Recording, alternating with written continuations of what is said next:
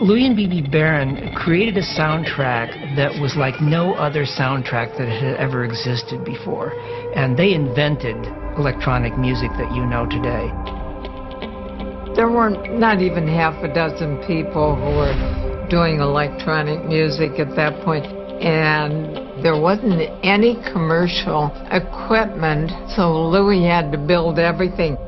They had a lot of oscillators. Those are electronic circuits which generate tones and tonalities. It's the precursor to the music synthesizer. They were kids with these pieces of equipment, and good Lord, I mean, it's a classic score. So originally the thought was they were going to do what amounted to sound effects, and somebody else would do the score overall. It took us about 8 months to just do the raw sounds of Forbidden Planet. Believe it or not, they loved what we came up with and gave us the whole film to score. The fact that a major studio would make the decision on their big spectacle science fiction movie to put this weird music, you can't realize what that was like in the 50s. It was difficult. It was a very hard way to make music. It took us forever to do anything. It was sort of like an impromptu work because they had so many loops going. They had vacuum tubes. It was a truly experimental score, and I've heard nothing like it in any movie. Certainly the strongest part of the movie for me is the sounds of the id monster. It was terrifying to hear that when I was a child.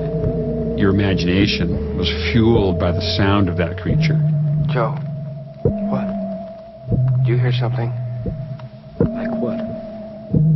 Like a sort of big breathing. When you hear that, those boom boom starting with the id and stuff, man, it was chilling.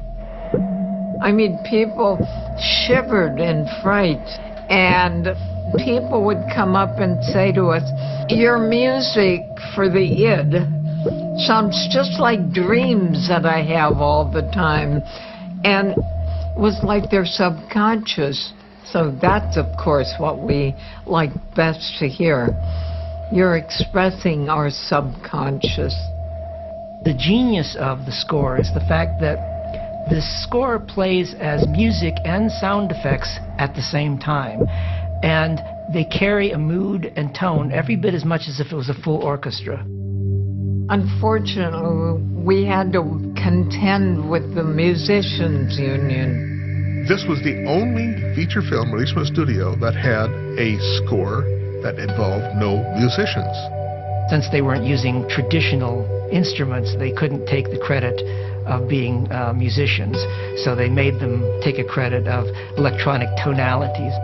It prevented them from being even nominated for an Academy Award.